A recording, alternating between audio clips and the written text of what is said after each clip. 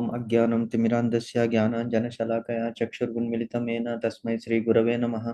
శ్రీ చైతన్య మనోభీష్టం స్థాపితం येन భూతలే స్వయం రూప కథా మह्यं దదాతి స్వపదాంతికం. వందేహం శ్రీగురో శ్రీయుతపదకమలం శ్రీగురూన్ వైష్ణవాంచ చ శ్రీరూపం సాగ్రజాతం సహగణ రఘునాథాన్వితం తం సజీవం సాద్వైతం సావధూతం పరిజనసహితం కృష్ణ చైతన్య దేవం శ్రీ రాధాకృష్ణపాదాన సహగణ లలితా శ్రీ విశాఖాన్వితాంశ. नमो ओम विष्णुपादाय कृष्णप्रेष्ठाय भूतले श्रीमते भक्तिवेदांत स्वामिनीति नामिने. नमस्ते सरस्वती देवी गौरवाणी प्रचारिणी निर्विशेष शून्यवादी पाश्चात्य देशतारिणे. वाञ्छाकल्पतरुभ्यश्च कृपा सिन्धुभ्य एव च पतितानां पावनेभ्यो वैष्णवेभ्यो नमो नमः. नमो महावदान्याय कृष्णप्रेमप्रदायते कृष्णाय कृष्णचैतन्य नाम्ने गौरत्विषे नमः. हे कृष्णा करुणा सिंधो दीनबंधो जगत्पते गोपेश गोपिका कांता राधाकांत नमस्तुते. तप्त कांचन गौरांगी राधे वृंदावनीश्वरी वृषभानुसुते देवी प्रणमामि हरिप्रिये. नीलांचल निवासाय नित्याय परमात्मने बलभद्र सुभद्राय जगन्नाथाय ते नमः. जय श्री कृष्ण चैतन्य प्रभु नित्यानंद श्री अद्वैत गदाधर श्री वासादि गौर भक्त वृंद. हरे कृष्ण कृष्ण कृष्ण हरे हरे हरे राम राम राम हरे हरे. हरे कृष्ण कृष्ण कृष्ण हरे हरे हरे राम राम राम हरे हरे. हरे कृष्ण कृष्ण कृष्ण हरे हरे हरे राम राम राम हरे हरे. एकं शास्त्रं देवकी पुत्र गीतम् एको देवो देवकी पुत्र एव च एको मंत्रस्य तस्य नामानि यानि कर्मस्य एकं तस्य देवस्य सेवा. हरे कृष्ण कृष्ण कृष्ण हरे हरे हरे राम राम राम हरे हरे. हरे कृष्ण माता. हरे कृष्ण उत्तमांगी माताजी दंडवत प्रणाम. బాగున్నారా? ఓకే మాతాజీ. నిన్న మనము హరే హరే కృష్ణ మాతాజీ ఉత్తమాంగి హరి బోల్ హరి మాతాజీ. నిన్న మనము 4.20 శ్లోకం భగవద్గీతలో 4th చాప్టర్ 20th శ్లోకంలో మనము డిస్కస్ చేసింది ఒక్కసారి ఎవరైనా చిన్నగా రివ్యూ చేయగలరా? So that we can take off from there. త్యక్త్యా కర్మ ఫలాసంగం నిత్యతృప్తో నిరాశ్రయ కర్మణ్యభి ప్రవృత్తోపి నైవ కించత్ కరోతి సహా అనేటువంటి శ్లోకంలో మనం నిన్న ఏం చదువుకున్నాము?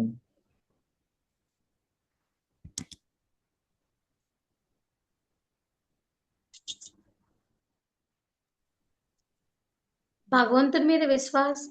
హరే కృష్ణ ప్రభుజీ. హరే కృష్ణ. భగవంతుడి మీద విశ్వాసం ఉంటే మనకి ఎప్పుడు విజయం వస్తుంది. ఫలాపేక్ష లేకుండా ఎవరైతే కర్మ చేస్తారో వాళ్ళు కర్మబంధం నుండి విముక్తి పొందుతారు. కృష్ణ భక్తి ప్రేమలో ఉన్న వారికి స్వీయ పోషణ కూడా మర్చిపోతారు. మనం ఇంకొకటి యదా అన్ తదా మన్ అని కూడా చెప్పుకున్నాం ప్రభుజీ. Very good, nice. Yes, okay. అలాగే భగవంతుడు అర్జునుడికి అర్జునుడి ద్వారా మనకు కూడా చెప్పారని చెప్పారు మీరు. అర్జునుడు ఇంద్రుడు అంశ అయినా సరే భూమి మీద పుట్టినందుకు గాను సుఖ దుఃఖాలు అనుభవించక తప్పదు. తన కర్తవ్యాన్ని తను నిర్వహించాలని భగవంతుడు చెప్పాడు అని చెప్పేసి చెప్పుకున్నాం. Very good, excellent, very nice మాతాజీ. సో త్యక్త్వా అంటే విడిచిపెట్టడం. త్యక్త్య ఏమిటి? కర్మఫల ఆసంగం. కర్మఫలాసంగం అంటే కర్మఫలాల ఆసక్తిని త్యక్త్వా అంటే విడిచిపెట్టాలి. కర్మఫలంలో ఆసక్తిని విడిచిపెట్టి ఎప్పుడు ఏం చేయాలి? నిత్య తృప్తుడై ఉండాలి. అంటే భగవంతుడు ఏది ఇస్తే అది దాంట్లో సంతృప్తి చెంది ఉండాలి. అదే మనకి ఈవెన్ శ్రీమద్ భాగవతంలో కూడా చెప్తారనమాట. ఎందుకు అంటే మనం ఇప్పుడు ఇంతకు ముందు కాలంలో, ఇప్పుడు మనకి సైన్స్ ఇంత అడ్వాన్స్ అయింది, మనకి ఇన్ని ఫెసిలిటీస్ ఉన్నాయి, మనకి అంటే ఇన్ని లగ్జరీస్ ఉన్నాయి యాక్చువల్గా ఇప్పుడు ఈ కాలంలో. కానీ ముందు కాలంలో ఈవెన్ జీవన నిర్వహణ కోసం వాళ్ళు చాలా కష్టపడేవాళ్ళు. ఇప్పుడు మిక్సీలు వచ్చాయి, కుక్కర్స్ వచ్చాయి, ఆటోమేటిక్ ఎన్నో వచ్చేస్తున్నాయి. అసలు ఎవ్రీథింగ్ రిమోట్ కంట్రోల్తో అయిపోతుంది అనమాట. కానీ ముందు అలా కాదు. అంటే కష్టపడి కాయ కష్టం చేసి వాళ్ళ జీవన నిర్వహణని చేసుకునేవాళ్ళు. సో అంత చేసుకున్నప్పటికీ కూడా వాళ్ళు హ్యాపీనెస్ అనేటువంటిది పొందేవాళ్ళు అనమాట, సంతృప్తి చెందిన వాళ్ళు. సో అది మనం ఎప్పుడూ గుర్తుపెట్టుకోవాలి. ఇంత టైం ఉంది మనకి, ఇప్పుడు అన్ని మెకానిక్‌గా అయిపోతుంది. అయినప్పటికీ మనం ఏం చేస్తున్నాము అనేది ప్రశ్నించుకోవాలన్నమాట. సో ఎవరైతే కర్మ యొక్క ఫలంలోని ఆసక్తిని వదిలిపెట్టి, త్యక్త్య వదిలిపెట్టి ఎప్పుడూ సంతృప్తి చెందినవాడిగా ఉంటాడో, అప్పుడు ఏమవుతుంది? అతడు నిశ్చయముగా ఏ తప్పు కూడా చేయడు. తర్వాత ఎట్టి కామ్యకర్మలు అతనికి అంటవు. ఎందుకంటే చేసే పని అంతా కూడా అకర్మ అయిపోతుంది. దీనికి ఒక ఎగ్జాంపుల్ చెప్తాం. అంటే just we will do a recap and we will go to the next శ్లోకం అన్నమాట. ఒకప్పుడు ఏమవుతుందంటే కర్మలో అకర్మ, అకర్మలో కర్మ అనేటువంటిది మనకి ఎప్పుడూ ఇంతకుముందు డిస్కస్ చేశాము. ఎలాగా గుర్తుపెట్టుకోవడము అంటే, మనం ఒక ఎగ్జాంపుల్ తీసుకోవచ్చు. గోపికా స్త్రీలు ఒకసారి ఏం చేస్తారంటే ఉపవాస వ్రతం చేస్తారు. ఆ ఉపవాస వ్రతం చేసినప్పుడు, ఆ ఉపవాస వ్రతం అయిన తర్వాత దాన్ని కంక్లూడ్ చేయాలి. ముగించినప్పుడు ఏం చేయాలంటే ఒక హ్మ్, బ్రాహ్మణునికి ఆహ్, ఆహ్, ఏమిటి భక్ష్యాలు పంచభక్ష పరమాన్నాలతో అతనికి భోజన సదుపాయాల్ని కల్పించాలి. బ్రాహ్మణునికి తృప్తి చెందాలన్నమాట అప్పుడు. అప్పుడే వాళ్ళ ఆ వ్రతము పరిపూర్ణమవుతుంది. సో, అది అలాగా ఏం చేయాలి అని అప్పుడు ఎలాగా ఎవరికివ్వాలి అంటే, శ్రీకృష్ణ పరమాత్మ చెప్తాడు. మీరు ఇక్కడ యమునా నది ఉంది కదా! ఈ యమునా నదికి అటువైపు దూర్వాస మహాముని ఉన్నారు. సో, ఈ యమునా నది దాటి అటువైపు వెళ్లి అతనికి ఈ పంచభక్ష పరమాన్నాలని వడ్డించి అతన్ని తృప్తి చేయండి. తృప్తిపరచండి భోజనాదులతో అంటే, సరే అంటారు. కానీ ఆ యమునా నది మిక్కిలి వేగంగా ఉన్నది. చాలా లోతుగా ఉన్నది. అసలు ఆ ప్రవాహాన్ని ఎలాగ మనం దాటుకొని వెళ్ళడము అని భయభ్రాంతులవుతారు వాళ్ళు. అప్పుడు శ్రీకృష్ణ పరమాత్మ అంటాడు, "ఏమీ లేదు. మీరు యమునా నది దగ్గరికి వెళ్ళండి. వెళ్ళి శ్రీకృష్ణ భగవంతుడు నిత్య బ్రహ్మచారి అని చెప్పండి. అయితే మాకు దారి ఇవ్వండి" అని చెప్తే, వాళ్ళందరూ కృష్ణుడిని గేలి చేస్తారు. "ఏమిటయ్యా కృష్ణ, ఎప్పుడు మా చుట్టే తిరుగుతుంటావు. నువ్వు నిత్య బ్రహ్మచారి అనటం ఏమిటి" అంటే, "మీరు వెళ్లి చెప్పి చూడండి" అంటాడన్నమాట శ్రీకృష్ణ పరమాత్మ. సరే, కృష్ణ పరమాత్మ చెప్పిన దానికి వాళ్ళు వెళ్ళి ఆ మాట పలికినప్పుడు యమునా నది వాళ్ళకి దారి ఇస్తుందన్నమాట. అప్పుడు ఆశ్చర్యపోతారు. అవునా! భగవంతుడు పైకి అంటే అతను ఏం చేస్తున్నాడు? కర్మ చేస్తున్నాడు. ఎందుకు? గోపికా స్త్రీలకి అవగాహన లేదు. వాళ్ళు పూర్వజన్మలో మహా ఋషులు, మునులన్నమాట. వాళ్ళు శ్రీకృష్ణుని ఆలింగనాన్ని కోరుకున్నారు. అప్పుడు ఎప్పుడు? రామచంద్రుని అవతారం. అదే త్రేతాయుగము. త్రేతాయుగములో ఆ మహా మునులందరూ కూడా శ్రీరామచంద్రుడంటే విగ్రహవాన్ ధర్మః. 16 అడుగులు ఎత్తైనటువంటి వాడు అతను. అంటే ఆజానుబాహుడు. అంతటి ఆ అతని రూపము ఎంత సౌందర్యవంతుడంటే అసలు చూసిన వాళ్ళు అలాగే చూస్తూ ఉండిపోతారు. అలాగే సౌమ్యమైనటువంటి దివ్య స్వరూపము. సో, ఆ రూపానికి ఆకర్షించబడి మునులు, ఋషులు అందరూ కూడా ఒక్కసారి అతన్ని ఆలింగించుకోవాలి, కౌగిలించుకోవాలి అనుకుంటారు. కానీ అతడు ఇప్పుడు ఏకపత్ని వ్రతుడైనందు వలన నా పత్నిని తప్ప వేరే ఎవరికీ ఆ ప్లేస్ లేదు అని చెప్పి, నెక్స్ట్ జన్మలో మీరు చేసినటువంటి ఈ పుణ్యకర్మం ఎప్పుడు వేస్ట్ కాదు. నెక్స్ట్ నేను శ్రీకృష్ణ అవతారాన్ని దాలుస్తాను. అప్పుడు మీకు నా యొక్క అంగసంగము దొరుకుతుంది. అంటే ఆలింగన భాగ్యం దొరుకుతుంది అని చెప్పి ప్రామిస్ చేస్తాడు. కానీ గోపికలకి అది గుర్తుండదు. కాబట్టి వాళ్ళు శ్రీకృష్ణుడు గేలి చేస్తున్నాడు, బ్రహ్మచారి అవ్వడం ఏమిటి అని చెప్పేసి అతన్నన్నా, సరే చెప్పాడు కాబట్టి వెళ్లి చెప్దామంటే వెంటనే యమునా నది దారి ఇచ్చేస్తుందన్నమాట. ఎందుకంటే అతడు ఏమిటి భగవంతుడు అనేటువంటిది సంతృప్తి చెందినటువంటి వాడు. సచ్చిదానంద స్వరూపుడు. సత్, చిత్, ఆనందం. ఎప్పుడు ఆనందము. సత్ అంటే ఎటర్నల్. చిత్ అంటే తృప్తి చెందినటువంటి అన్నీ తెలుసు అతనికి. సత్, చిత్, నాలెడ్జబుల్. సత్ అంటే ఎటర్నల్. చిత్ అంటే అవేర్‌నెస్, నాలెడ్జబుల్. ఆనందం అంటే హ్యాపీనెస్. అటువంటి స్వరూపం భగవంతుడిది. కాబట్టి అది చెప్పినందువలన యమునా నది దారి ఇచ్చినప్పుడు వాళ్ళు చకితులైపోతారు. వెంటనే అటువైపుకు వెళ్ళి అతనికి దుర్వాస మహామునికి పంచభక్ష పరమాన్నాల్ని వడ్డిస్తామంటే, "నాకివన్నీ అవసరం లేదమ్మా. నేను నిత్యతృప్తుడను. నాకేమి గడ్డిపోచతో సమానం ఇవన్నీ కూడా. అవసరం లేదు" అంటాడు. కానీ వాళ్ళు బలవంత పెడతారు. "ప్రభు, మీరు ఇది తీసుకుంటే తప్ప మాకు ఈ వ్రత మహిమ ఫలితము దక్కదు. కాబట్టి ఆరగించండి" అంటే, సరే అని వాళ్ళు వడ్డించిన విస్తరి మొత్తము అతను తీసుకుంటాడు. కొంత తీసుకుంటాడు. లేదు మొత్తం అంతా తీసుకోవాలి అంటే అంతమంది గోపికలు తెచ్చినటువంటి వంట అంతా కూడా తినాలి అని బలవంత పెట్టినప్పుడు సరే అని అతను ఏం చేస్తాడు, తన దివ్య శక్తితో మొత్తం అన్ని కూడా ఆరగించేస్తాడు. ఆశ్చర్యపోతారనమాట. కొంతమే ఫస్ట్ కొంత తీసుకోవడానికి కూడా వెనకాడాడు. అయినా ఇప్పుడు మొత్తం అన్ని బలవంతం చేస్తే మొత్తం అన్ని తీసుకుని తను ఆరగించాడని చెప్పేసి చాలా హ్యాపీ ఫీల్ అవుతారు, ఆశ్చర్యం కూడా లోనవుతారనమాట. సరే ఆ మహిమ వాళ్ళని చూసినట్టు ఇంకా అతనికి కృతజ్ఞతలు తెలిపి ఇంకా మళ్ళీ రిటర్న్ అవ్వాలి వృందావనానికి. సరే ఎలాగా మళ్ళీ యమునా నది ఇంత ఉద్ధృతంగా ఉన్నది, ఏం చేయాలి ఇప్పుడు అని అతన్ని అడిగితే అప్పుడు దుర్వాస మహాముని అంటాడు, సరే ఇప్పుడు నేను ఈ గడ్డి పోచ తప్ప ఇంకేమీ తినలేదు అని యమునా నదికి చెప్పండి అంటారనమాట. అదేమిటండి ఇంతకు ముందే మేము ఇంత పంచభక్ష పరమాన్నాలు పెట్టాం కదా, గడ్డిపోచ తిన్నారు అంటారు ఏంటి అంటే, మీరు చెప్పి చూడండి అంటారనమాట. సరే అదే విషయం చెప్పితే మళ్ళీ యమునా నది దారి ఇచ్చేస్తుంది. సో మళ్ళీ అక్కడికి వచ్చి మళ్ళీ శ్రీకృష్ణుడిని అడుగుతారు, ఏమిటయ్యా దీంట్లో ఉన్నటువంటి రహస్యం ఏమిటి అంటే, శ్రీకృష్ణ పరమాత్మ అంటాడు, ఋషులు మహామునులు ఈవెన్ దైవస్వరూపుడనైన నేను కూడా నాకు ఈ ప్రాపంచిక సుఖాలు అవసరము లేదు. మీరు ఏది చెప్పినా ఏది ఇచ్చినా కూడా అవన్నీ కూడా నేను ఆ ఫలితము, ఆ కర్మ ఫలితం ఏదైతే ఉందో దాన్ని ఆశించడము లేదు. అంటే ఏ మనిషి అయితే ఆ కర్మ చేస్తున్నాడు, కర్మలో అకర్మ, అకర్మలో కర్మ అనేటువంటిది ఈ ఎగ్జాంపుల్స్ మనకి చెప్తారనమాట.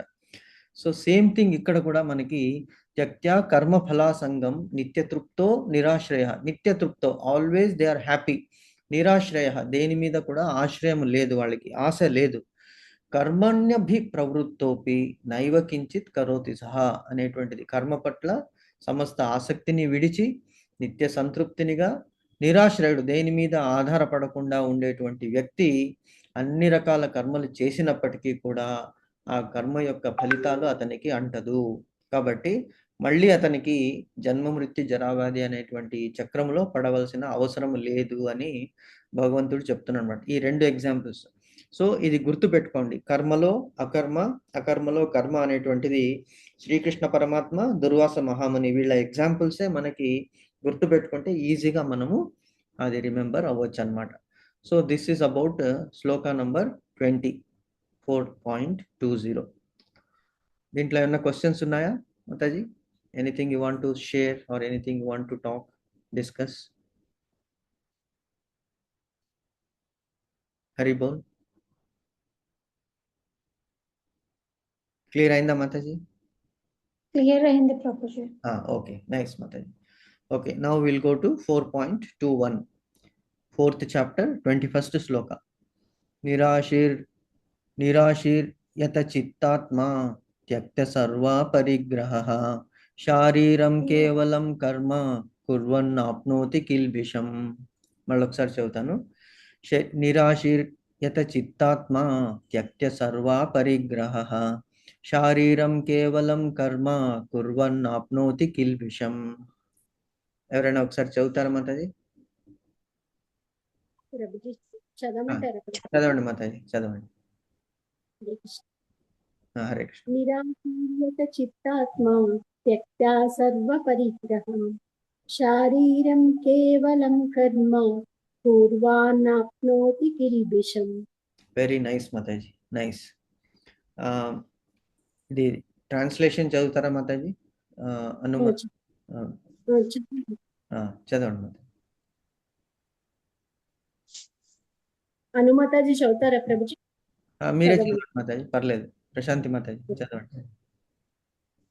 నిరాశి ఫలాపేక్ష లేనివాడు యుత నిగ్రహింపబడిన చిత్తాత్మ మనసు మరియు బుద్ధి త్యక్త విడిచి సర్వ సమస్తము పరిగ్రహ వస్తువులపై సామ్య భావన తనది అనేది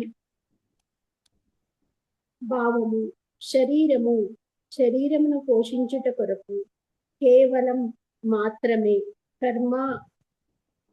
కర్మ పూర్వాన్ చేయుచు నా అప్నోతి పొందడు కిల్బిషం పాపమును. అట్టి అవగాహనము కలిగిన మానవుడు మనోబుద్ధులను పూర్తిగా నిగ్రహించి తనకున్న వస్తువులపై సామ్య భావనను విడిచి కేవలం జీవనావసరముల కొరకే కర్మను నొసగించును. ఆ విధముగా వర్తించుచు అతడు పాప ఫలములచే ప్రభావితుడు కాకుండును. Okay, very good. Hare Krishna. First ఇది అర్థం చేసుకుందాం, దెన్ విల్ గో టు భావార్థం, భాష్యం. సో కృష్ణుడు ఏమంటున్నాడు? నిరాశిర్ యత చిత్తాత్మ త్యక్త్య సర్వ పరిగ్రహ శారీరం కేవలం కర్మ కుర్వన్ నాప్నోతి కిల్బిషం. అంటే ఏమిటి? ఎటువంటి అవగాహన కలిగి ఉండాలి మానవుడు? ఏ పని చేసినా కూడా నాహం కర్త హరికర్త అనేటువంటి భావన కలిగి ఉండాలి అని చెప్తున్నాడు. అంటే ఏమిటి? నిన్న మనం అనుకున్నాం కదా, మనం we are just like tools, we are just tools in the hands of almighty. అంటే భగవంతుని సంకల్పము లేనిదే అంటాడు కదా, ఈశ్వరుని ఆజ్ఞ లేనిదే చీమ కూడా కుట్టదు, శివుడి ఆజ్ఞ లేనిదే చీమ కూడా కుట్టదు అంటారు. అండ్ ఇంకోటి, తేన విన తృణమపి నా చలతి. తేన విన అంటే నీ తప్ప, నువ్వు తప్ప, నువ్వు ఆజ్ఞ ఇవ్వకుంటే తేన విన తృణము అంటే గడ్డిపోచ, తృణం అపి నా చలతి. చలతి అంటే కదలడము, నా చలతి కదలదనమాట. అంటే ఎలాగా? తృణము అంటే గడ్డిపోచ కూడా కదలాలి అంటే వాయువు యొక్క సహాయం కావాలి. వాయుదేవుడు ఎవరు? భగవంతుని పుత్రుడు. కాబట్టి భగవంతుని పుత్రుడు అంటే బ్రహ్మయే భావి వాయువు అన్నమాట. సో ఆ బ్రహ్మదేవుడు భగవంతుని మనస్సు ఏముందో దాని ప్రకారమే నడుచుకుంటూ వెళ్తాడనమాట. సో భగవంతుడు చెప్పినప్పుడు వాయుదేవుడు ఆ గడ్డిపోచ మీద వీస్తాడు, అప్పుడు గడ్డిపోచ కదులుతుంది. అలాగే చీమ అనేటువంటిది మనకి కుట్టాలి అంటే, ఎన్నో చీమలు ఎక్కడెక్కడో ఉన్నాయి అని అదే చీమ వచ్చి మనకి కుట్టాలి అంటే అది శివుడి ఆజ్ఞ. మనం చేసినటువంటి కర్మకి ఆ కర్మ ఫలితాన్ని ఎప్పుడో ఏదో చేసి ఉంటాం కాబట్టి అది మనకి కుట్టుతుంది. అంతే. ఇప్పుడు మనకి దోమలు ఉంటాయి, దోమలు కూడా మన ఇంట్లో కొంతమందినే కుడతాయి, కొంతమందిని కుట్టదు. ఎందుకు అంటే ఆ కర్మ ఫలితాలని అనుభవించాలన్నమాట. సో అలాగా. సో ఇక్కడ ఏం చెప్తున్నాడు? అట్టి అవగాహన కలిగిన మానవుడు. ఎట్టి అవగాహన? నేను చేయడం లేదు, భగవంతుడు చేయిస్తున్నాడు. ఏ పని కూడా మనము స్వతంత్రులము కాము, మనము అల్ప స్వతంత్రములు కాబట్టి. అంటే మనకి ఇక్కడ మనోబుద్ధి అని చెప్పాడు చూడండి. అట్టి అవగాహన కలిగిన మానవుడు మనోబుద్ధులను పూర్తిగా నిగ్రహిస్తాడు. అంటే మనస్సు అంటే ఏమిటి, బుద్ధి అంటే ఏమిటి? ఇది మనకి కన్ఫ్యూజ్ అవుతుంది అప్పుడప్పుడు. మనస్సు అంటే ఇప్పుడు మనకి మైండ్ అండ్ ఇంటలెక్ట్. మైండ్ అంటే మనస్సు మైండ్ అంటే ఇక్కడ లెఫ్ట్ బ్రెయిన్ రైట్ బ్రెయిన్ అని మనం అనుకోవచ్చు. లెఫ్ట్ బ్రెయిన్ దేనికి, రైట్ బ్రెయిన్ దేనికి అంటే, లెఫ్ట్ బ్రెయిన్ లాజిక్, రీజనింగ్ అంట. Right brain creativity. అంటే మనము ఏదైనా ఏమిటి దానికి క్రియేటివిటీ అంటాం, లాజిక్, సీక్వెన్స్. తర్వాత రైట్ బ్రెయిన్ ఏముంటుంది? ఎమోషన్స్, మన మనస్సులో ఉన్నటువంటి భావనలకి రైట్ బ్రెయిన్ అన్నమాట. అంటే మనస్సు, లెఫ్ట్ బ్రెయిన్ లాజిక్ అంటే బుద్ధి. సో రైట్ బ్రెయిన్ ఏముంటుంది? మనం బయటికి వెళ్తాం, ఇవాళ కేక్ తిందాము బాగుంటుంది, ఆరు ఇవాళ ఇంకో స్వీట్ తిందాము, ఆరు ఇంకొక హోటల్కి వెళ్దాము, ఆరు ఇంకొక మూవీ చూద్దాము అనేటువంటి, అంటే ఇవన్నీ filled with emotions, right brain. Left brain ఏముంటుంది? వద్దు, కేక్లో స్వీట్ ఎక్కువ ఉంటుంది, మనం తినకూడదు, మూవీ అనవసరంగా టైం వేస్ట్ చేస్తున్నాము, అందులో ఏమీ ఉండదు, ఇలాంటివన్నీ లాజిక్ అనేటువంటిది లెఫ్ట్ బ్రెయిన్ ఉంటుందన్నమాట. సో మనస్సు బుద్ధి రెండిటిని కూడా మనం బుద్ధి అనేటువంటిది డిస్క్రిషన్. సో ఇవన్నీ కూడా మనం మన కంట్రోల్లో ఉంచుకోవాలి, పూర్తిగా నిగ్రహించుకుని ఏం చేయాలి? తమకు గల సమస్త వస్తువులపై సామ్య భావనమును స్వామిత్వం అంటే ఓనర్షిప్. అంటే ఇప్పుడు మనం ఎన్నో సంపాదిస్తున్నాము, డబ్బులు ఎంతో సంపాదిస్తున్నాము, కష్టపడుతున్నాము, కానీ మనకి అంత కష్టపడాల్సిన అవసరం లేదు. జీవిత కాలానికి కావాల్సిన అంటే సంపాదన ఒక మనిషి తన 35-40 ఏళ్ళ వచ్చేటప్పటికే చేసేసుకుంటాడు. మిగతా 20-25 ఏళ్ళు ఏం చేస్తాడంటే for future generation he is struggling. తన గురించి కాదు, ముందు జనరేషన్స్ వాళ్ళు బాగుండాలని. కానీ వాళ్ళకి ఏమిటి, వాళ్ళ జనరేషన్ వచ్చేటప్పటికి వాళ్ళకి ఈ డబ్బులు ఏమీ కనిపించదు. It is of no use for them because it is like change, చిల్లర అనమాట వాళ్ళకి. ఎందుకు? అప్పటి ఇన్ఫ్లేషను, అప్పటి డిజైర్స్, అప్పటి జీతాలు వేరేగా ఉంటాయి. కాబట్టి ఏం చేస్తున్నాము, మనల్ని మనమే మోసం చేసుకుంటున్నాము. ఈ అవగాహన అనేటువంటిది మనకి ముందు నుంచే రావాలి. సో ముందు నుంచి రానప్పుడు అట్లీస్ట్ ఇప్పుడైనా వచ్చింది. So we should not struggle too much to earn too much of money. ఎంత కావాలి అంతే సంపాదించాలి అని చెప్తున్నాడు. సో స్వామ్య భావన అనేటువంటిది విడిచిపెట్టాలి. లేకుంటే ఏమవుతుంది, మమకారం. స్వామ్య భావన అంటే నాది, నేను అనేటువంటి భావన. ఆ భావనని విడిచిపెట్టినప్పుడు, ఎప్పుడైతే మనం ఆ భావనని విడిచిపెడతామో అప్పుడు ఏమిటి మనకు గుర్తొస్తుంది, నాహం కర్త హరికర్త, మొత్తం అంతా కూడా భగవంతుని చేతిలో ఉన్నది అనేటువంటిది ఆ భావన వచ్చినప్పుడు మన కర్మల మీద, ఆ ఫలితాల మీద మనకి అంతగా ఎక్స్పెక్టేషన్ ఉండదు. కేవలము జీవిత అవసరముల కొరకే కర్మలను వనరించును. Only for maintaining that body. Body maintenance very important. ఎందుకంటే ఇప్పుడు మనం కార్ ఉంది, కార్ని మెయింటైన్ చేయాలి. కార్ మెయింటైన్ చేయకుండా అలాగే వదిలేసామనుకోండి, మనం ఎక్కడైనా ప్రయాణించాలంటే బ్యాటరీ డౌన్ అవ్వకపోవడము, పెట్రోల్ లేకపోవడము, టైర్లలో గాలి లేకపోవడము, ఆర్ మెషిన్ పాడవకపోవడము అవుతుంది. అలాగే శరీరాన్ని కూడా ఎంతవరకు కావాలో అంతవరకే దాన్ని పోషించాలి.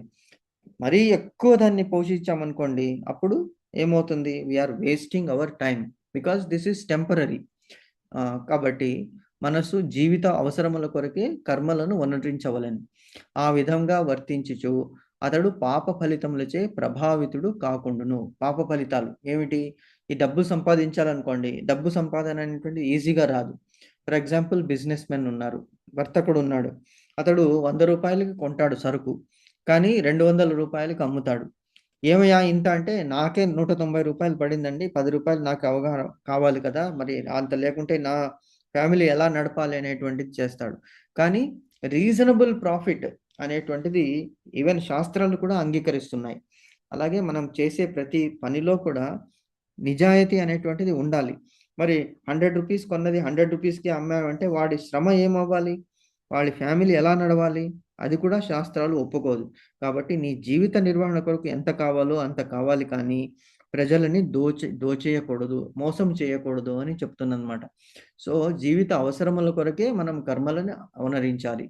ఈ విధంగా వర్తించేటువంటి వాడికి ఎటువంటి పాప కర్మలు కూడా, అంటే ఆ ప్రాఫిట్ ఆర్జిస్తున్నాడు కదా, ఆ ప్రాఫిట్ ఆర్జించడం అది వేరే వాళ్ళ శ్రమ నుంచే కదా తీసుకోవడం. ఇప్పుడు ఎవరో ఏదో కొంటున్నారంటే వాళ్ళు కూడా కష్టపడాలి. వాళ్ళు కష్టపడిన తర్వాతనే వాళ్ళకి ఆ డబ్బులు వస్తాయి. మరి ఆ డబ్బులు అనుభవించినప్పుడు వాళ్ళ పాప కర్మలు కూడా వీళ్ళు తీసుకోవాల్సి వస్తుంది. కానీ న్యాయంగా చేసినప్పుడు ఆ పాప కర్మల ఫలితాలు వీళ్ళకి అంటదు అని చెప్తున్నారనమాట ఇక్కడ. కాబట్టి ఎవరికైతే ఓనర్షిప్ ఉండదో, ఓనర్షిప్ దేని మీద ఉండదు, ఏ వస్తువు మీద కూడా నాది అనేటువంటి మమకారం లేకుంటే, దెన్ అతడు కూడా నిష్కామ కర్మ చేస్తున్నట్లే. ఎందుకు? ఎప్పుడు భగవంతుని తలుస్తూనే చేస్తున్నాడు ఏ పని అయినా కూడా. అది నీతిగా న్యాయంగా చేస్తున్నాడు కాబట్టి ఆ పాప కర్మ యొక్క ఫలితాలు అతనికి అంటవు అని చెప్తున్నారు అనమాట. ఓకే, క్లియర్ అయిందా మాతాజీ? హరి బోల్. హరే కృష్ణ. హరి బోల్ మాతాజీ. ఓకే ఓకే మాతాజీ. సో నెక్స్ట్ భాష్యం చదువుతారా ప్రభా మాతాజీ? చదవండి మాతాజీ. కృష్ణ భక్తి భావనలో ఉన్నవాడు తన కర్మలకు మంచి లేదా చెడు ఫలితాలను ఆశించడు. అతని మనస్సు, బుద్ధి పూర్తిగా నియంత్రించబడి ఉంటాయి. తాను భగవద్దంశ కనుక పూర్ణము యొక్క అంశగా తాను నిర్వహించిన పాత్ర తన కార్యం కాదని, భగవంతునిచే తన ద్వారా చేయించబడిందని ఎరిగి ఉంటాడు. చేయి కదిలినప్పుడు అది ఇచ్ఛానుసారం కదలక దేహయత్నం చేతనే కదులుతుంది. కృష్ణ భక్తి భావనలో ఉన్నవాడు సర్వదా భగవంతుని కోరికతో జతకూడి ఉంటాడు. ఎందుకంటే అతని స్వీయేంద్ర భోగవాంఛే ఉండదు. అతడు అచ్చము యంత్రములోని భాగంలా కదులుతాడు. సంరక్షణకై యంత్ర భాగానికి నూనె పోయడము, తుడవడము అవసరమైనట్లుగా కృష్ణ భక్తుడు భగవంతుని దివ్యమైన ప్రేమాయుత సేవలో పనిచేయడానికి సమర్థునిగా ఉండేందుకు కర్మ ద్వారా తనను పోషించుకుంటాడు. అందుకే అతడు తన అన్ని యత్నాల ఫలాలకు అతీతునిగా ఉంటాడు. పశువులాగానే అతనికి తన దేహం మీద స్వామ్యము ఉండదు. క్రూరుడైన యజమాని తన అధీనంలో ఉన్నట్టి జంతువును ఒక్కొక్కప్పుడు చంపుతాడు. అయినా ఆ పశువు ప్రతిఘటించదు. దానికి నిజమైన స్వాతంత్రము కూడా లేదు. పూర్తిగా ఆత్మానుభూతిలో నెలకొన్నట్టి కృష్ణ భక్తి భావనాయుతునికి మిథ్యగా ఏదేని భౌతిక వస్తువును కలిగి ఉండేంత తీరికే ఉండదు. దేహ పోషణకై అక్రమ పద్ధతిలో ధనాన్ని కూడబెట్టవలసిన అవసరము అతనికి లేదు. అందుకే అతడు అటువంటి పాపాలచే కలుషితుడు కాడు. అతడు తన కర్మ ఫలాలన్నింటినీ నుండి విడివడి ఉంటాడు. హరే కృష్ణ ప్రభుజీ. Hare Krishna Mataji, very nice. బాగా ట్రాన్స్లేషన్ చూడండి. మనం ఇంతకుముందు డిస్కస్ చేసిందే ఇక్కడ ప్రభుపాదుల వారు చెప్తున్నారు. ఏమిటయ్యా అంటే, మనిషి ఇప్పుడు మనం ఒక చెయ్యి కదిలించాలి, చెయ్యి కదలాలి, కాళ్ళు కదలాలంటే మనం కదిలిస్తున్నామని అనుకుంటాము. ఎవరికి కృష్ణ భావనామృతం గురించి అవగాహన ఉండదో అన్నీ నేనే చేస్తున్నాను, నా వల్లనే అన్నీ జరుగుతున్నాయి. ఇప్పుడు యాక్చువల్గా మనకి మోడర్న్ ఎడ్యుకేషన్ సిస్టమ్ కూడా అలాగ అయిపోయిందనమాట. అన్నీ నేనే చేస్తున్నాను, నేనే చేయగలుగుతున్నాను, నువ్వు చేయగలవు, నువ్వు చేస్తున్నావు, అది వేరే. కానీ మనలో ఉండి భగవంతుడు ఆ ప్రేరణ మనకి ఇస్తున్నాడు అనేటువంటిది శాస్త్రాల్లో ఉన్నది, అది తెలుసుకోవడం లేదు. అన్నీ నేనే చేస్తాను. చివరికి ఏమవుతుంది, ఫస్ట్ స్టాండర్డ్ నుంచి అదే చెప్తున్నాను, నువ్వే చేయాలి, నువ్వే చేస్తున్నావు, వీడు చేశాడు మెచ్చుకోండి, వీడు ఫస్ట్ ర్యాంక్ వచ్చాడు చూడండి, అట్లా ట్రై చేయండి. కరెక్టే, ప్రోత్సాహం ఇవ్వాలి. కానీ ఎవరి వలన సాధ్యమైంది? ఒక పక్షి ఎగరాలి అంటే దానికి 2 రెక్కలు ఉండాలి. ఒకే రెక్క ఉన్నదనుకోండి, మానవ ప్రయత్నం ఎంత చేసినా కూడా ఆ పక్షి ఒక రెక్కతో ఎగరలేదు. దైవానుగ్రహం ఉండాలి, అదే 2వ రెక్క అన్నమాట. సో ఈ 2 జత కూడినప్పుడే ఒక పక్షి ఎగరగలదు. ఏదైనా సాధించాలి అంటే మానవ ప్రయత్నం ఉండాలి, భగవంతుని కృప ఉండాలి. భగవంతుని కృపతో మానవ యత్నము సఫలీకృతం అవుతుంది అన్నమాట. సో అది ఎప్పుడు మనము తీసుకోవాలి. ఒక చెయ్యి కదలాలన్నా, కాళ్ళు కదలాలన్నా, కళ్ళు కదలాలన్నా, కంటిలో చూపు ఉండాలన్నా, నోటిలో మాట ఉండాలన్నా, చెవిలో వినికిడి ఉండాలన్నా, చివరికి మనం తిన్న భోజనం కూడా మనకి జీర్ణం అవ్వాలన్నా కూడా జీర్ణ వ్యవస్థని అందుకే భగవంతుడు అంటాడు, అహం వైశ్వానరో భూత్వా ప్రాణినాం దేహమాశ్రిత ప్రాణాపాన సమాయుక్త పచామ్యన్నం చతుర్విధం అంటాడు భగవంతుడు 15వ చాప్టర్లో. పురుషోత్తమ ప్రాప్తి యోగంలో భగవంతుడు అంటాడు, అహం వైశ్వానరో అని, వైశ్వానరో భూతాలన్నిట్లో కూడా నేను వైశ్వానరుడను. అంటే అతని దేహంలో ఉన్నటువంటి జీర్ణ శక్తిని పచనము చేయటువంటి శక్తి అది అగ్ని రూపంలో ఉంటుంది కడుపులో. సో భగవంతుడు ఆ అగ్ని రూపంలో మనం తిన్న ఆహారాన్ని జీర్ణం చేసుకుని ఆ ఆహారం ద్వారా రక్తాన్ని మన దేహంలో పంపు చేస్తుంది అన్నమాట, హార్ట్. దానివల్ల మనకి శక్తి వస్తుంది. మీరు ఒకరోజు ఒక పూట ఉపవాసం చేయండి, ఏమవుతుంది, దేహం అంతా నీరసం అయిపోతుంది. ఒకరోజు పూర్తిగా ఉన్నారనుకోండి, అసలు ఏమి తినకుండా ఉంటే అసలు నోరు ఎండిపోవడం కానీ, మాటలు రాకపోవడం కానీ, కళ్ళు చతికిలపడం, చేతులు కాళ్ళు అన్నీ కూడా మన స్వాధీనంలో ఉండదు. ఎందుకు? Because we have not eaten anything. అంటే దేహ పోషణ అనేటువంటిది మనం చేయట్లేదు. సో అదే ఇక్కడ చెప్తున్నాడు, ఏ మనిషి అర్థం చేసుకుంటాడో ఏమిటని, నాహం కర్త హరికర్త, భగవంతుడే చేయిస్తున్నాడు అనేటువంటి భావనతో ఏ పని అయినా చేయనివ్వండి. ఆ కర్మ యొక్క ఫలితం ఎందుకు, భగవంతుడే చేయిస్తున్నాడు కాబట్టి ఆ కర్మల యొక్క ఫలితాల మీద నాకు ఓనర్షిప్ ఉండదు, స్వామిత్వం అనేటువంటిది ఉండదు. ఎందుకు? నేను చేయడం లేదు, భగవంతుడు చేయిస్తున్నాడు. భగవంతుడు చేయిస్తున్నప్పుడు ఆ కర్మ యొక్క రిజల్ట్ నాకు ఎలా చెందుతుంది? అది భగవంతునికే చెందుతుంది. కాబట్టి ఆ అవగాహన ఎవరికైతే ఉంటాడో అతడు ఈ కృష్ణ భావనామృతంలో కరెక్ట్గా ముందుకు వెళ్ళగలడు. కాబట్టి అతడు అంటే ఇంకోటి ఏం చెప్తున్నారు ఇక్కడ, మన దేహాన్ని ఒక యంత్రం ఉన్నది, దేహం అనేటువంటిది కూడా ఒక యంత్రము. సో ఈ యంత్రాన్ని మనం సక్రమంగా నడిపించాలి. దేహం ఉన్నది, ఒక మెషిన్ ఉన్నది అనుకోండి, ఆ మెషిన్లో మనము అప్పుడప్పుడు, ఇప్పుడు ఫర్ ఎగ్జాంపుల్ ఎయిర్ కండిషన్ ఉన్నది, మన ఏసీ ఉన్నది, మనకి ఇప్పుడు సమ్మర్ వస్తున్నది, ఈ సమ్మర్ వస్తున్నప్పుడు ఏం చేయాలి? వింటర్లో మనం ఏసీ వాడడం లేదు, చల్లగా ఉంది కాబట్టి అది ఆపేసాం. సమ్మర్ రాగానే ఏసీ ఆన్ అయినప్పుడు ఒక్కొక్కసారి ఏమవుతుంది, అందులో గ్యాస్ లీక్ అవ్వడం కానీ డస్ట్ చేరుకోవడం కానీ అయిపోయినప్పుడు ఏసీ ఎఫెక్టివ్గా ఉండదు. అప్పుడు ఏం చేస్తాము, మనము ఆ సర్వీస్ పర్సన్ని పిలిపించి మొత్తం డస్టింగ్ చేయించి ఏసీని సర్వీస్ చేయించి వాడుకుంటే అందులో చల్లని గాలి మనకి వస్తుంది. సో ఏ యంత్రమైనా కూడా, కారు ఉన్నది, కారులో దాన్ని మెయింటెనెన్స్ చేయాలి. బైక్ ఉన్నది, ఏ యంత్రాన్ని అయినా కూడా సక్రమంగా మనము అందులో కారులో పెట్రోల్ వేస్తేనే ముందుకు వెళ్తుంది. అలాగే బైక్లో కూడా, ఏసీలో కూడా సరైన సర్వీసింగ్ చేయాలి. సో ఈ దేహంలో కూడా మనం ఏం చేయాలి, ఈ దేహము కరెక్ట్గా ఉండాలి అంటే అందులో ఒక ఫ్యూయల్ మెయింటెనెన్స్ ఆర్ సర్వీసింగ్ ఏమిటయ్యా అంటే భగవంతుని నామము. ఇది చాలా గుర్తుపెట్టుకోండి, చాలా ఇంపార్టెంట్ పాయింట్. ఇప్పుడు మనంతట మనము ఏ పని కూడా మనము అస్వతంత్రులము. అస్వతంత్రులం అంటే we are not independent, we are dependent. కాబట్టి ఎవరి మీద డిపెండెంట్? భగవంతుని కృప మీద డిపెండెంట్ ఉన్నది. కాబట్టి ఆ భగవంతుని నామము గనక మనము ఎప్పుడూ సంకీర్తనము చేస్తుంటే నోటిలో భగవంతుని నామము శ్రీహరి, కృష్ణ, వాసుదేవ, గోవింద, మురారి, ముకుంద అనేటువంటి నామాలని మనము నారాయణ పలుకుతూ ఉండాలి. పలుకుతూ ఉంటే ఏమవుతుంది, it will add to our body. మీరు చూడండి, ఇప్పుడు ఎంతో మంది జపం చేస్తుంటారు, మంత్రాలు పఠిస్తుంటారు, భగవంతుని మీద శ్లోకాలు పద్యాలు పాడుతూ ఉంటారు. ఈవెన్ మీరు కచేరీలు చేస్తుంటారు చూడండి, ఎంతో మంది నారీమణులు, ఈవెన్ విద్వాంసులు, సంగీత విద్వాంసులు, వాళ్ళ ముఖంలో ఒక విధమైనటువంటి తేజస్సు ఉంటుంది. పాటలు పాడుతుంటారు, పాడుతున్న ఆ పాటల్లో నిమగ్నులు అయిపోతారనమాట. అందుకే పాట అనేటువంటిది, ఆ పాట అందులో రాగము, తాళము అన్నీ ఉన్నది. అలాగే కళాకారులు డ్యాన్స్ చేస్తుంటారు. సో వీళ్ళందరూ ఏం చేస్తున్నారు, వాళ్ళు చేసేటువంటి పనులని భగవంతునికి అర్పిస్తారు. మీరు భరతనాట్యం స్టార్ట్ చేసే ముందు చూడండి, ఫస్ట్ వాళ్ళు స్టేజ్కి నమస్కరిస్తారు, తర్వాత ఆ ఆడియన్స్కి నమస్కరిస్తారు, భగవంతునికి నమస్కరిస్తారు. సో ప్రతి ఒక్క, అంటే మనం ఈవెన్ పని చేసే ముందు విఘ్నేశ్వరుని తలుచుకుంటాం, శుక్లాం వరదరం విష్ణు ఆ శ్లోకం చదువుతాం, భగవంతుని తలుచుకుంటాం. అంటే ఆ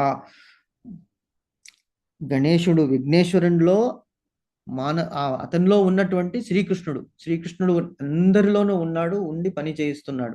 ఆయా దేవతలకి ఆయా పోర్ట్ఫోలియోస్ ఇచ్చాడనమాట. కాబట్టి మనం అది మనసులో ఏ దేవుణ్ణి మొక్కుతున్నా కూడా, ఏ దేవతని మొక్కున్నా కూడా అందులో అంతర్గతుడైనటువంటి శ్రీకృష్ణుణ్ణి మనం తలుచుకోవాలి. అప్పుడే, because he is the person who gives them this energy, strength, power అన్ని కూడా భగవంతుడే ఇస్తున్నాడు.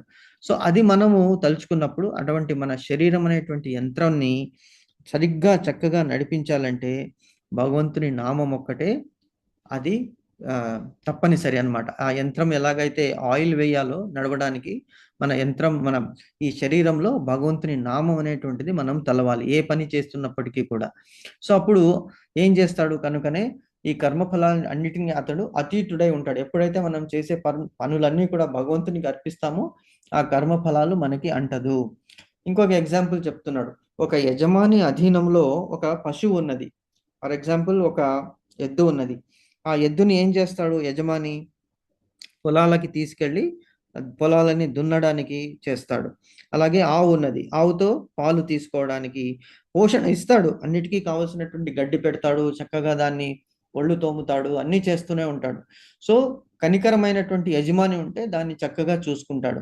అదే వాడు కఠినాత్ముడైతే కొంతమంది ఉంటారు, వాళ్ళు ఆ పశువుని చంపడానికి కూడా వెనుకాడరు, కానీ పశువు ప్రతిఘటించదు. అలాగే మనం కూడా ఏంటంటే, ఈ శరీరము నాది కాదు నీది, భగవంతుడు ఇచ్చాడు. కాబట్టి అతడు ఎలాగా మనతో ఏ పని చేయించాలో ఆ పని చేయిస్తాడనేటువంటి నమ్మకంతో మనం భగవంతునికి శరణాగతి వేడాలి అనేటువంటిది ఇక్కడ చెప్తున్నారు. సో ఎప్పుడైతే మానసిక స్థితి ఇలా ఉంటుందో, ఎలాగుంటుంది, సర్వస్య శరణాగతి అనేటువంటి స్థితి అన్నమాట ఇక్కడ చెప్తున్నది భగవంతుడు. అంటే do not question me as to what is right and what is wrong, because I know everything, do just what I say. స్వామిత్వం అదే భగవంతుడు చెప్తున్నాడు, నీకు తెలియదు కాబట్టే నేను చెప్తున్నాను, అది నీ శ్రేయస్సు కొరకే, కాబట్టి యుద్ధము చెయ్యి అర్జున అని అతనికి చెప్పి మనకేం చెప్తున్నాడు, వర్ణాశ్రమ ధర్మాలను అనుసరించి నీ కర్మలు చెయ్యి, ఆ కర్మ మీద ఆశ పెట్టుకోవద్దు. ఎందుకంటే ఆ కర్మాలన్నీ చేయించేటువంటి వాడిని నేనే అని భగవంతుడు ఇక్కడ చెప్తున్నాడు అనమాట. కాబట్టి అలాగా అక్రమ మార్గాల ద్వారా ధనము సేకరించిన అవసరము ఉండదు. ఎందుకు? నిన్న మనం చెప్పుకున్నాం కదా, భగవంతుడు పుట్టించిన ప్రతి ప్రాణికి భగవంతుడు తగిన సమయానికి భోజనాదులను సమకూరుస్తాడు. రోటీ కపడా మకాన్ తప్పకుండా ఇస్తాడు భగవంతుడు. కాబట్టి దాని గురించి ఎక్కువ శ్రమ పడవలసిన అవసరం లేదు. ఎక్కువ శ్రమ పడడం వల్ల అనవసరమైనటువంటి టెన్షన్స్, స్ట్రెస్, ఇంటిలోని వాళ్ళతో రిలేషన్షిప్ పోతుంది, ఆఫీస్లో కూడా రిలేషన్షిప్ ఉండదు. ఎందుకు? ఇంకా ధనాన్ని సంపాదించాలి, ఇంకా సంపాదించాలి, ఇంకా సంపాదించాలనేటువంటి ఆ మృగ తృష్ణ అంటారనమాట. ఎడారిలో నీళ్లు అంటే ఇంత సంపాదిస్తే హ్యాపీగా ఉంటాను, ఎంత సంపాదిస్తే హ్యాపీగా ఉంటాము అనేటువంటి దానికి ఆన్సర్ లేదు. సో అందుకే ఇంగ్లీష్లో ఒక సేయింగ్ ఉన్నది, how much is too much. How much is too much అంటే ఎంత సంపాదిస్తే చాలు అంటాడంటే దానికి మితి లేదనమాట. కాబట్టి ఎంత కావాలో అంతే మనము సంపాదించి మిగిలిన టైము భగవంతుని మీద పెడితే మన జీవితం ఉద్ధారం అవుతుంది అని ఈ శ్లోకం ద్వారా మనం తెలుసుకుంటున్నాం అన్నమాట. ఆ విధముగా అతడు తన సమస్త కర్మ ఫలాల నుండి కూడా విముక్తుడవుతాడు. ఎందుకు? Because is not doing any sin. తప్పు అనేటువంటిది చేయడం లేదు, పాపం చేయడం లేదు. ధనం అనేటువంటిది